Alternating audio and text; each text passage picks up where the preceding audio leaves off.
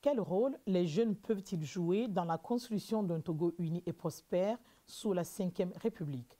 C'est la grande question qui nous réunit cet après-midi dans Podium Jeunesse.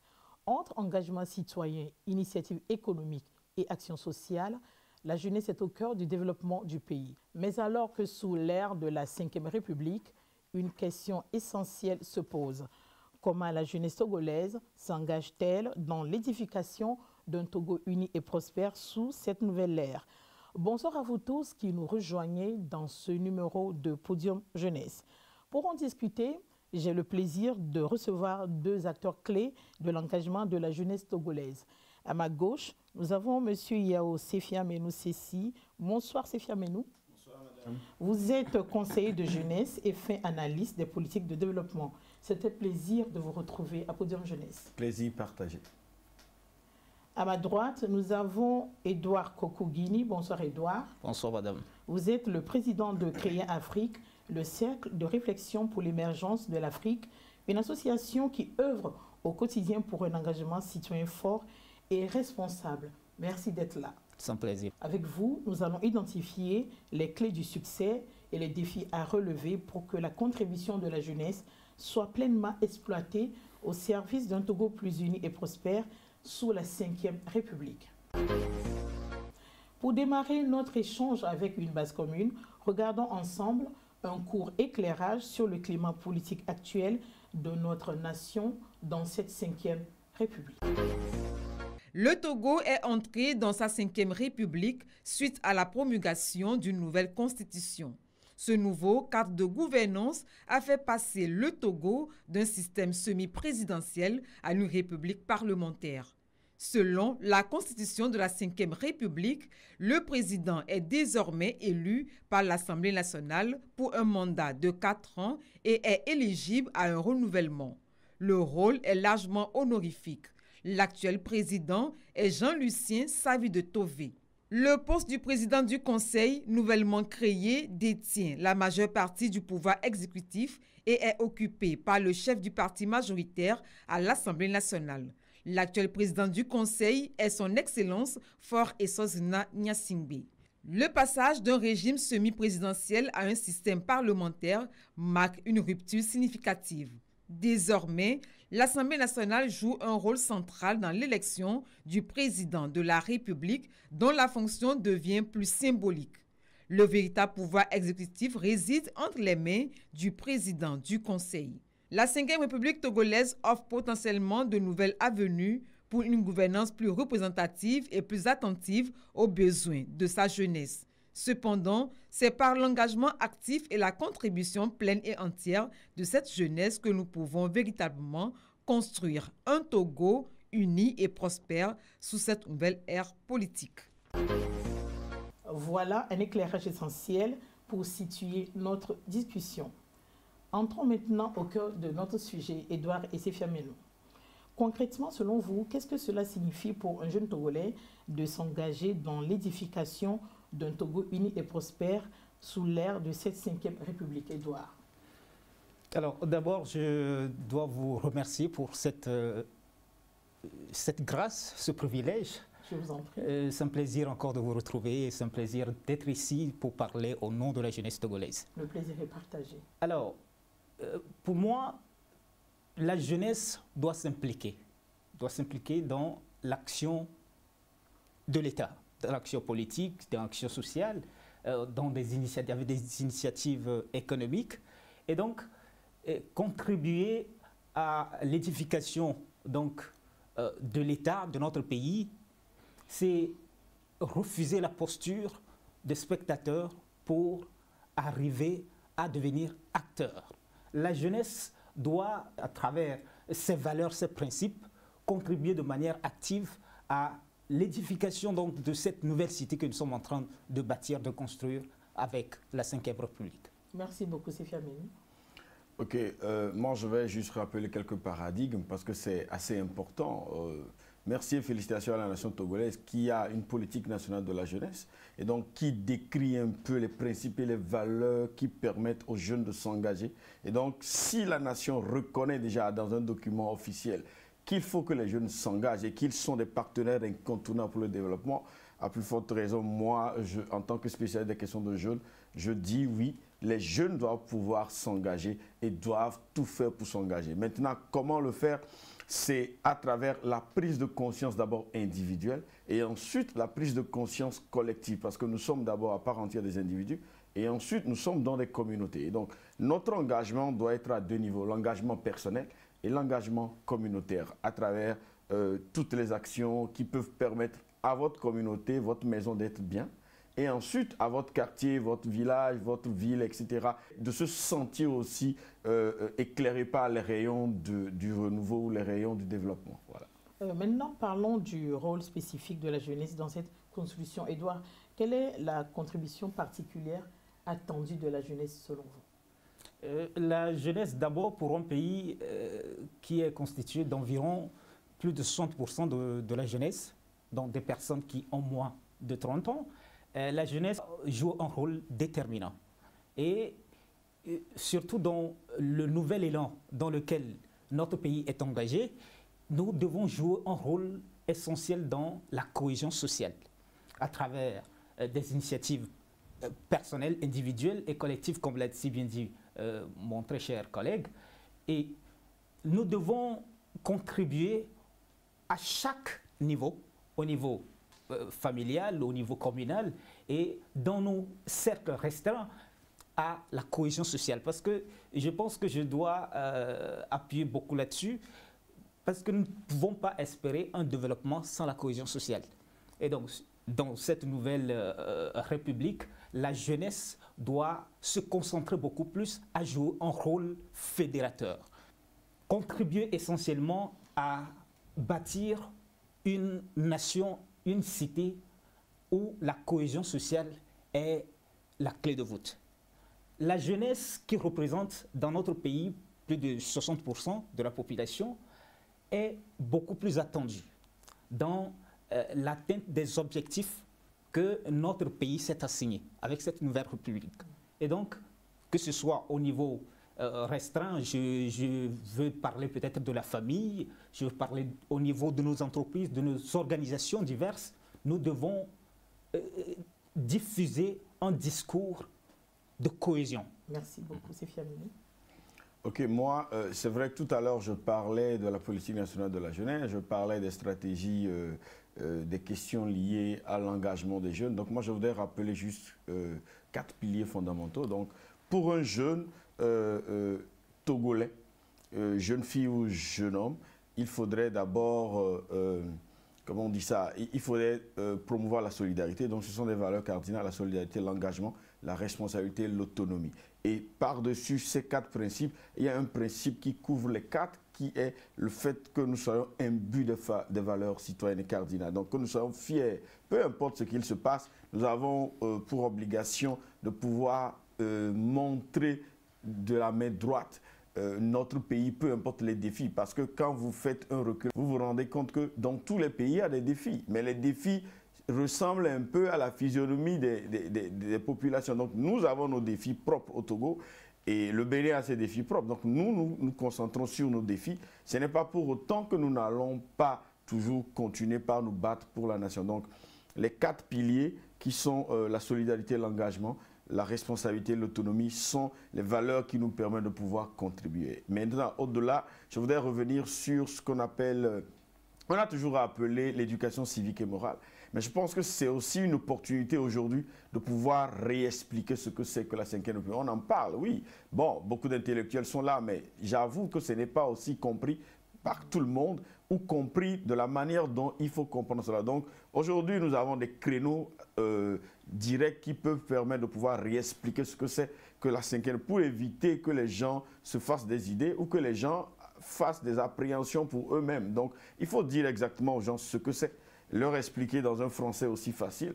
Et je pense que l'éducation, comme le dit Nelson Mandela, est la clé qui ouvre les portes du développement. Donc nous pouvons passer par ce créneau d'éduquer les gens à la citoyenneté, d'éduquer les gens à entrer dans cette ère de la 5e République. Donc, si je comprends ce qu'on appelle 5e République, aujourd'hui au Togo, c'est un peu flou dans la tête de la plupart ou de certaines personnes. Oui. Et c'est important de rendre accessible le réel contenu de cette 5e République pour que les gens puissent s'engager comme il faut. Absolument, il faut que les gens comprennent parce que de toutes les façons, même dans un projet, quand je viens t'expliquer un projet, il faut que je t'explique tout, que je te dise quelle sera ta contribution, qu'est-ce que tu gagnes, qu'est-ce que tu dois mettre comme énergie, etc. Quand tu comprends et tu adhères, tu me suis. Donc, a priori, si ce n'est pas bien expliqué, les gens peuvent avoir des appréhensions qui sont inutiles. Peut-être elles n'avaient même pas besoin d'être là, mais si on explique bien, on est obligé d'utiliser de la pédagogie. Et là, on ne peut pas se fatiguer. Je pense que cette histoire de pédagogie peut prendre beaucoup de temps. On peut prendre même 1 an pour réexpliquer tout le temps, à tout moment, dans tous les sens, dans toutes les langues, que les gens comprennent que voilà la dynamique dans laquelle nous voulons aller. Et nous n'avons pas besoin des abdicrats, mais nous avons besoin des gens qui peuvent nous accompagner. Et normalement, en tant que citoyen, on doit rentrer dans la dynamique. Et donc, voilà ce que le citoyen doit apporter comme contribution. Voilà ce que le citoyen gagne. Et voilà ce qu'il perd. Et nous savons que nous perdons plus en ne nous engageons pas. De toutes les façons, que ce soit la 5e République ou pas, de toutes les façons, l'engagement citoyen est important. Puisque l'engagement citoyen ne se définit pas par le statut ou la République dans laquelle nous sommes. Donc, en tant que citoyen d'une nation, en tant que membre d'une communauté, nous devons nous engager à faire en sorte que la communauté soit bien. Et donc aller à la rencontre de la population à la base pour leur expliquer est une urgence. Urgence cardinale, parce que les gens en parlent. Vous voyez que les gens peuvent faire des spéculations. Les têtes éclairées, entre guillemets, peuvent utiliser ça et saper le moral des gens. Donc, il faudrait qu'on dise dans un bon discours, dans un langage assez fluide accessible, et accessible à la majorité. Voilà ce qu'on n'entend pas. Donc, en 5 grands points, en 10 grands points. Et là, automatiquement, même quand quelqu'un dort, on le réveille. Quand on dit 5e République, il sait exactement de quoi il s'agit. Merci beaucoup, Séphie Améno. Donc, dans cette émission, Edouard, nous parlons de la contribution de la jeunesse, justement, dans la constitution de cette République. Selon vous, pour que cette contribution soit significative, quels sont les principaux défis que la jeunesse togolaise doit impérativement surmonter? Les défis éducatifs. La jeunesse doit d'abord s'éduquer, doit d'abord se former, parce que même quand on parle de la 5e République, comme l'a dit le cher ami, sans l'éducation, sans la formation, sans l'information, on ne peut pas vraiment maîtriser ce dont il s'agit. Et puisqu'on ne maîtrise pas, on ne peut pas tirer vraiment profit des opportunités qui s'y sont rattachées. Et donc, je pense que la jeunesse doit s'éduquer, doit se former, doit s'informer pour pouvoir tirer pleinement profit donc, de cette 5e République dans laquelle nous sommes. Aussi, il faut parler des clivages sociaux non seulement entre des ethnies, mais entre les générations. Il y a un conflit intergénérationnel qui constitue un défi majeur devant la jeunesse et que la jeunesse doit surmonter, doit relever.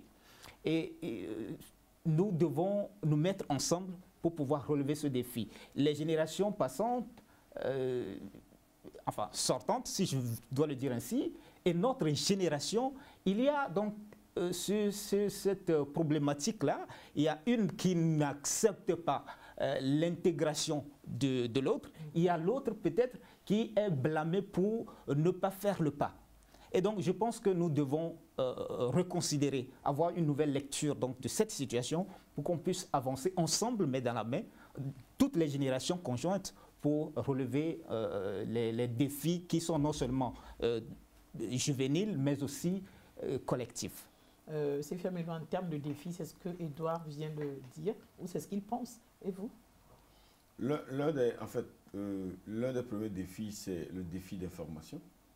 C'est vrai qu'aujourd'hui, nous sommes sur un plateau de télé, mais la vraie question, c'est combien de Togolais, combien de Togolaises ont un poste téléviseur. Donc, vous voyez qu'on peut faire de très belles choses, de très belles émissions, dire de bonnes choses, mais il faudrait maintenant que peut-être la télé se déplace vers les communautés à la base et que les structures de l'État, les associations, la société civile, etc., peut-être s'engagent et fassent un travail de communicant. Donc, qu'on puisse communiquer là où nous voulons aller, qu'on puisse communiquer essentiellement de quoi il est question essentiellement et que les gens comprennent où est-ce qu'on va. Parce qu'il n'y a pas de vent favorable pour celui qui ne sait pas où il va. Et donc, a priori, aujourd'hui, nous avons le devoir de tout faire pour que les gens soient informés. Merci beaucoup. Tournons-nous à présent vers l'avenir, Edouard. Selon vous, quelle opportunité concrète la Ve République offre-t-elle aux jeunes Togolais désireux de contribuer? C'est une question majeure. Vraiment majeure. Vraiment. Alors, je dois dire que la Ve République nous offre énormément d'opportunités. Mais comme nous venons de le dire, il faut d'abord s'informer. Il faut d'abord savoir ce dont il s'agit. C'est quoi la Ve République? Quelles sont les implications? Qu'est-ce qui caractérise cette nouvelle République dans laquelle nous sommes? Et quelles sont les opportunités qu'elle nous présente? Alors, déjà, il y a la création de nouvelles institutions avec le Parlement qui devient bicaméral, avec 2 chambres, la Chambre des députés et le Sénat. Donc, ça veut dire indirectement qu'il y a des opportunités d'emploi qui sont là, parce qu'avec la création de nouvelles institutions, il y a des opportunités. Donc, qui parle d'opportunités d'emploi, parle de la jeunesse qui est attendue. Ça, c'est une opportunité. Mais il y a aussi cette possibilité d'instaurer le débat contradictoire et politique au sein des instances décisionnelles, le Parlement, le Sénat. Et donc, je pense que c'est le moment plus que jamais pour la jeunesse de s'engager, de se faire entendre, de s'exprimer, donc pour se tailler une place dans cette nouvelle République-là. En fait, l'aspect décentralisation est beaucoup plus promu dans la Ve République. Et ça veut dire que la jeunesse au niveau local, au niveau de ses communes, de son village, doit s'engager, doit prendre position, doit s'exprimer pour le développement de sa communauté. Donc si tout ça sont des opportunités. Si je ne coupe pas la parole, la contribution qui est attendue de la jeunesse est plus immense maintenant qu'avant. C'est Fiamino. En fait, moi je ne vois pas qu'elle est plus immense. J'estime plutôt qu'elle est de la même teneur. Parce que même avant que nous nous rentions dans la Ve République, il est demandé aux jeunes de véritablement s'engager et de comprendre que on joue un rôle cardinal en fait. Donc si tout le monde comprenait, en tant que jeunes, nous sommes des jeunes, si nous comprenons que nous jouons un rôle cardinal, ce qui est malheureux, ce à quoi nous assistons, c'est que beaucoup de jeunes abdiquent, beaucoup de jeunes ne veulent pas prendre part à certaines décisions, etc. Et après, on subit. Et donc, c'est comme quand vous allez à la chasse, vous perdez votre place. Donc, comme nous ne voulons pas jouer, d'autres personnes qui ne sont pas dignes, qui n'ont pas la carrure, qui ne peuvent pas discuter de certains, viendront parler à notre place. Et après, malheureusement, le scénario, c'est qu'on joue le rôle des gens qui se plaignent. On se plaint, alors que la vraie question, si nous sommes véritablement conscients, c'est qu'est-ce que nous avons fait pour que ce schéma ne se présente pas? Quelle action nous avons proposée avant de dire après, nous avons essayé ici. Peut-être on ne nous avait pas donné l'opportunité pour faire ça. Voilà les résultats. Maintenant, si vous n'êtes pas là sur toute la ligne, c'est compliqué de pouvoir parler d'un résultat pour un sujet auquel vous n'avez pas pris part. Donc aujourd'hui, c'est l'opportunité qui nous est offerte en tant que jeunes de recalibrer les choses, de nous asseoir, de lire, parce que malheureusement, l'un des virus qui gangrène la nation togolaise ou la jeunesse, c'est que nous ne lisons pas. Et comme l'a dit... Nous n'aimons pas aller à l'information. Nous n'aimons pas aller à l'information. Comme l'a dit un auteur, c'est vrai que c'est risible, mais vous mettez de l'argent dans un livre, le jeune ne lira pas. Et donc, il ne saura même pas qu'il y a de l'argent et pourra mourir à côté de faim. Alors qu'il y avait de l'argent dans le livre qu'il devait juste lire pour que cela ouvre une opportunité. Donc en 2 mots, l'opportunité ou les avantages, les opportunités concrètes de cette République pour les jeunes, pour vous, c'est quoi? Les opportunités concrètes, c'est la découverte des nouveaux horizons, la découverte de nouveaux champs d'action. Parce que c'est sûr que la Ve République va engendrer également de nouvelles pistes, de nouvelles opportunités, etc. Donc, c'est à nous d'aller lire entre les lignes, en tant que jeunes, de voir de quoi est caractérisée cette Ve République et de voir qu'est-ce qu'il y a dans la 4e République que nous devons pouvoir ramener dans la 5e République? Parce que c'est au bout de l'ancienne corde qu'on tisse la nouvelle. Quel que soit le nom qu'on donne à la République aujourd'hui, c'est qu'il y avait une 4e République, il y avait une 3e, une 2e, une 1re. Donc nous sommes dans la 5e, oui, d'accord. Mais on ne va pas balayer du revers de la main les 4 anciennes républiques. Ça veut dire qu'il y a probablement de bonnes choses également que nous pouvons reprendre ici pour revenir là. Mais si nous ne faisons pas une analyse donc, de ce côté et de ce côté, ça sera compliqué. Donc on ne va pas juste avancer parce qu'on est dans la 5e République, mais on peut faire l'état des lieux pour voir qu'est-ce que nous avons fait déjà, qui a marché, qu'on peut ramener ici pour pérenniser le développement. Qui puisse nous permettre de faire des avancées. De mieux avancer. Voilà. Merci beaucoup. Edouard, à présent, passons à l'action, si vous le permettez. De manière pratique, comment la jeunesse peut-elle s'investir pour renforcer le vivre ensemble et l'unité au sein de notre riche diversité? Il faut commencer par organiser des forats, des discussions entre jeunes nous-mêmes. Voilà. Il faut promouvoir aussi la culture, l'art. C'est très important. Il faut promouvoir toutes les activités qui rassemblent le football, le théâtre, la poésie, qui rassemblent plusieurs cultures. Pour renforcer le vivre ensemble, l'unité et la diversité, promouvoir la diversité, il faut d'abord s'accepter. Parce qu'aujourd'hui, lorsque vous faites un tour dans les villes, dans les préfectures, etc., vous voyez que les gens, ils vous regardent au coin de l'œil parce qu'ils se disent, bon, ok, tu ne parles pas mon patois, tu ne fais pas ci. Il faut qu'on dépasse cela. Il faut qu'on comprenne cette fable ou cette maxime qui dit que si tu diffères de moi, l'un de me léser, tu m'enrichis. Qu'on puisse arrêter de créer des clivages ethnocentristes, de créer des clivages politiques, de créer des clivages d'opposition ou de contradiction, etc. Parce que ce qui est sûr, c'est que nous sommes différents. Et ça, personne ne peut changer cela. Et donc, que ce soit un homme ou une femme, il y a une nette différence. Maintenant, entre les hommes, il y a de nettes différences. Entre les femmes, il y a de nettes différences. Mais nous nous acceptons parce que ce qui est absurde, et quand vous observez, vous voyez un jeune homme qui est né d'une maman filiforme, mais qui est balèze. Donc, qu'est-ce qu'on dira? Donc, quelque part, c'est pour montrer que tu peux naître de telle ethnie, mais travailler pour toute la nation. Ce n'est pas une question d'ethnie, ce n'est pas une question de parti politique, ce n'est pas une question d'obédience, mais c'est une question de nation. Et donc, la nation prime sur toutes les autres petites entités qui peuvent se retrouver là-dedans. Donc, ce qu'il y a lieu de faire, c'est de pouvoir discuter, comme l'a dit mon cher collègue, au-delà de faire des forats, etc. Aujourd'hui, le dialogue social est important déjà à la base. Et qu'on voit, moi j'ai apprécié un peu de voir dans certaines communes, j'évite de les nommer, où les autorités locales rassemblent de plus en plus la communauté de façon périodique, dit qu'est-ce que vous observez dans la communauté, qu'est-ce que vous pensez qu'on peut faire? Je pense que les 117 communes doivent pouvoir prendre le pas. Et celles qui le font déjà, félicitations, il faut qu'elles le fassent davantage. Donc il faut ouvrir le champ et le dialogue pour que les gens puissent apporter une contribution. J'ai vu un peu, pas plus tard qu'il y a de cela 2 jours, la commune de Golfe 2 qui est en train de faire une activité d'éducation parce qu'on demande aux gens de venir comprendre comment ils doivent participer et comment ils doivent pouvoir demander qu'on leur rende compte. Vous voyez que c'est un aspect pédagogique. Et je pense que toutes les autres communes pourraient aussi prendre le pas et commencer par faire ce genre d'initiatives-là qui sont des initiatives louables parce que ça n'a rien à voir avec la religion ni avec la politique. On parle des affaires de la commune. Qu'est-ce que nous, en tant que citoyens de la communauté,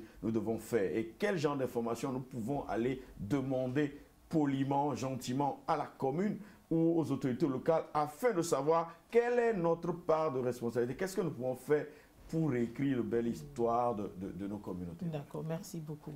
Edouard, nous le savons tous, un pilier essentiel de toute nation unie et prospère repose sur des valeurs fortes. Selon vous, quel rôle spécifique la jeunesse peut-elle jouer dans la promotion de la tolérance, du respect, de la citoyenneté active?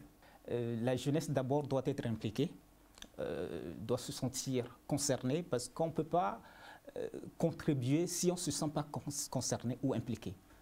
Nous voyons la mobilisation, que ce soit sur les réseaux, que ce soit au niveau des forats, au niveau des conférences auxquelles nous participons, l'engouement de la jeunesse derrière la cohésion sociale. La jeunesse, en se sentant impliquée dans la gestion de la chose publique, peut contribuer au niveau de l'innovation, au niveau de l'innovation. Aujourd'hui, le smartphone est devenu un mégaphone. On peut se faire entendre, on peut contribuer de manière concrète, de manière significative, juste avec son smartphone. Et au lieu peut-être de divulguer des choses qui n'ont vraiment pas de valeur ajoutée au développement de notre pays, nous pouvons décider donc de contribuer, de transformer, que ce soit nos réseaux sociaux, que ce soit nos diverses plateformes, en des espaces de cohésion sociale, de promotion de la cohésion sociale. Donc la jeunesse a un rôle vraiment essentiel à jouer en ce sens-là, et je crois que la jeunesse togolaise est en train de faire des efforts. Les jeunes ont un rôle important à jouer dans toutes les questions relatives à la cohésion sociale. Parce que quand vous faites une petite analyse, vous vous rendez compte que ceux qui, entre guillemets, se font enrôler, c'est les jeunes. Hein. Ce n'est pas les personnes âgées, c'est la jeunesse qui se sent peut-être lésée ou moins lésée, mais elle a un rôle à jouer parce qu'elle est obligée de jouer un rôle. Parce que si nous ne jouons pas de rôle et nous ne participons pas de façon active, nous allons subir. Nous allons subir des choses qui ne vont pas nous faire plaisir. C'est sûr que lorsque même, quand on parle de subir, cela sous-entend que vous n'êtes pas forcément d'accord avec cela. Donc, nous ne voulons pas subir et nous voulons participer. Et c'est pourquoi nous rappelons véritablement qu'il y a déjà des documents institutionnels, des documents stratégiques qui sont là, des documents nationaux, qui rappellent que nous sommes de véritables contributeurs, que nous sommes des personnes à part entière qui doivent tout faire pour participer à la vie de la nation. Donc, l'autre aspect aussi important, c'est l'éducation. Moi, je reviens là-dessus parce que c'est véritablement la clé qui permettra de pouvoir ouvrir toutes les portes de succès, de richesse, etc. Quand nous parlons de l'entrepreneuriat aujourd'hui, et nous citons certains jeunes qui ont réussi, et nous sommes fiers de parler d'eux, ils ne l'ont pas fait parce qu'ils avaient de beaux yeux, ou ils étaient les plus beaux, les plus intelligents. Ils l'ont fait parce qu'ils ont suivi un parcours, ils ont appris, ils sont tombés, mais ils se sont relevés, ils ont continué par se battre. Et je pense que ce genre d'étoiles que nous avons dans notre nation... Ils ont cultivé la résilience. Ils ont cultivé la résilience, ils ont cultivé la discipline. Parce que même dans le fait de tomber, on est toujours discipliné, on garde la tête haute, les yeux, un peu comme dans une armée. Et on se dit, c'est la victoire qui est notre objectif. Ce n'est pas les coups isolés, quoi. Ce n'est pas les chutes, la boue, la poussière. Non, peu importe, tout ça, ça fait partie de notre cursus. Mais notre objectif principal, c'est de pouvoir élever l'étendard de la nation togolaise. Je pense que partout où les jeunes Togolais se trouvent, que ce soit ici ou ailleurs, on devrait avoir ce sentiment-là, peu importe ce qu'il peut se passer dans la nation.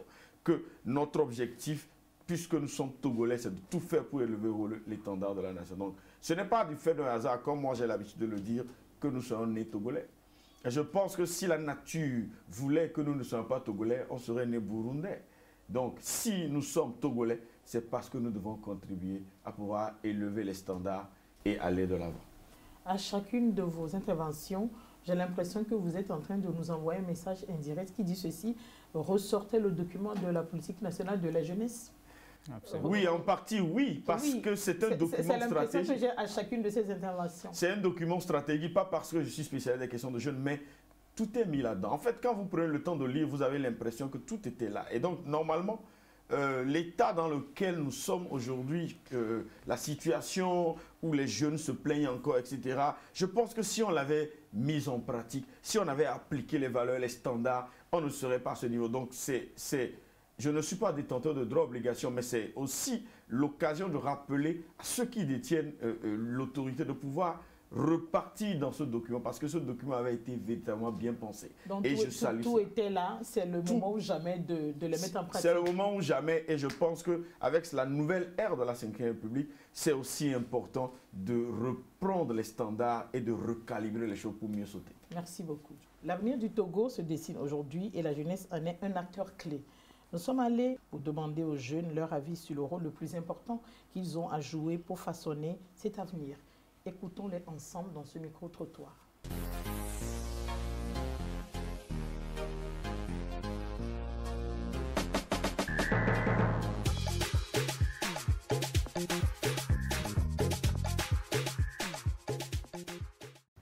Moi, je trouve que le rôle que la jeunesse a à jouer, c'est de se rallier aux aînés qui sont aux postes de décision pour faire avancer le pays. La 5e République marque une nouvelle ère pour notre pays. C'est une étape cruciale que nous venons d'entamer. Le rôle important que peut jouer la jeunesse, c'est d'être des acteurs de changement. C'est-à-dire de ne pas être des spectateurs, mais oser agir, intervenir. Alors nous devons passer de l'étape de la marginalisation à la participation. Et je peux dire que cela peut se présenter sous plusieurs axes. C'est ce rôle-là. Premièrement, je peux dire être engagé dans la vie politique et dans la vie citoyenne, en prenant part au débat, en créant des mouvements indépendants aussi, s'engager dans la vie politique. Je pourrais dire également que ce changement peut intervenir dans l'innovation et puis dans l'entrepreneuriat. Nous, jeunes, nous devons oser créer. Parce que le Togo aujourd'hui a besoin des leaders de demain qui s'imposent dans différents domaines, que ce soit dans le digital, dans la création des médias libres, dans la création des entreprises agroalimentaires. Il y a plein de domaines où nous, jeunes, nous devons nous imposer actuellement parce que le Togo en a besoin. Déjà, ce qu'il faut comprendre par la jeunesse, il faut d'abord déjà délimiter ce que c'est que la jeunesse dans un premier temps, ce qui est fondamental. Et à partir du moment où on arrive donc à délimiter cette jeunesse-là, il faudrait donc partir sur cette base-là. Aujourd'hui, en tant que ceux qui se situent entre 25 à 40 ans sont maintenant la pièce maîtresse qui pourra donc inspirer véritablement ceux qui sont donc en bas donc de l'échelle. En ce sens-là, l'objectif, l'idéal serait quand même de pouvoir s'appuyer sur nos qualités, nos capacités, nos moyens pour justement apporter un plus donc à cette 5e République-là. Parce que la nouveauté donc de cette 5e République, au-delà donc de la crainte que nous avons, c'est quand même de se donner de l'espoir pour se dire que tiens, on a également une opportunité et c'est peut-être le moment idéal pour cette jeunesse de se démarquer. Edouard, face à ces témoignages, quelle action concrète peut-on envisager en tant que société pour que la contribution des jeunes soit encore plus significative et impactante? Il faut d'abord commencer par faire confiance à cette jeunesse. Notre jeunesse, elle est résiliente. Elle est vraiment douée quand nous voyons ce que la jeunesse togolaise est en train d'accomplir dans divers domaines. Je pense qu'elle mérite d'être considérée, d'être prise au sérieux. Et donc, il faut créer des facilités. Il faut créer quand même une plateforme qui est adaptée donc à l'expression, à la liberté d'expression de cette jeunesse, justement, et donc pour pouvoir atteindre ces objectifs, parce que quand la jeunesse se sent impliquée, concernée, eh bien, elle est capable de faire des miracles. Elle donne le meilleur d'elle-même. Absolument. Oui, j'abonde dans le même sens. Quand une jeunesse se sent impliquée, même là, n'allons pas loin, parce que même dans une relation d'amitié, deux amis, lorsque tu te sens impliqué, tu te sens concerné, tu t'investis davantage, sans retenue, sans faire d'économie. Donc c'est de cette même manière-là, il faut qu'on réécrive ce paradigme-là de telle sorte que la jeunesse togolaise se sente plus concernée, qu'elle se sente plus impliquée et qu'elle comprenne d'abord, en termes de prise de conscience, qu'elle doit jouer un rôle et qu'elle est appelée à jouer un rôle important. Elle est appelée à jouer un rôle cardinal. Elle est appelée à pouvoir investir son temps, son énergie, son talent, etc. pour réécrire de belles pages ou continuer à écrire de belles pages de l'histoire de la nation. Merci beaucoup. Edouard, pour conclure cette discussion essentielle que nous venons d'avoir, quel serait votre message clé à la jeunesse togolaise concernant son rôle et sa contribution à l'avenir de notre nation? Eh bien, nous devons nous engager absolument. Nous n'avons pas d'avenir en tant que jeunes en dehors du système, en dehors de notre pays. Et donc, nous devons nous engager corps, âme et esprit de toutes les manières possibles, que ce soit au niveau entrepreneurial, au niveau communautaire, au niveau de l'État. Nous devons nous engager, nous devons nous exprimer, c'est absolument important. Jeunesse, engage-toi, parce que notre pays ne peut pas se développer sans nous. Et nous ne pouvons pas rester spectateurs au développement de notre pays, puisque nous représentons environ 60%, plus de 60% de la population. Eh bien, comment est-ce possible que cette population, ce pays puisse se développer sans nous? Ce n'est pas possible. nous devons nous interroger, nous devons revoir la lecture que nous faisons de la chose publique pour nous engager réellement, parce que notre avenir en dépend. Merci. Sophie Aménou. Oui, passer à l'action, mais pas à n'importe quelle action. Passer à l'action concertée, à l'action réfléchie, à l'action posée et à l'action qui puisse impulser un véritable changement positif dans nos communautés. Parce que nous parlons de changement, mais pas seulement le changement peut-être négatif. Donc, nous faisons un focus sur un changement positif et que nous croyons en l'avenir et en le présent de la nation. Parce que vous ne pouvez pas vous prévaloir de vous projeter si vous ne croyez pas en quelque chose. Donc, je sollicite et je demande à chaque jeune Togolais, à chaque jeune Togolaise de croire en la nation parce que c'est important pour nous de continuer par croire. C'est le socle de notre développement. C'est seulement ça qui sera le véritable moteur ou le piston qui nous permet de pouvoir booster la machine de développement. Merci beaucoup. Edouard et Sophie Aménou, il ressort de notre discussion que vous considérez la contribution de la jeunesse non seulement comme un droit, mais aussi comme une responsabilité essentielle pour l'avenir uni et prospère du Togo dans le cadre de la 5e République. Merci pour avoir mis en lumière cette dimension importante. Chers amis de Podium Jeunesse, je vous rappelle que M. Yao Sophie Aménou Sessi est conseiller de jeunesse et politique de développement.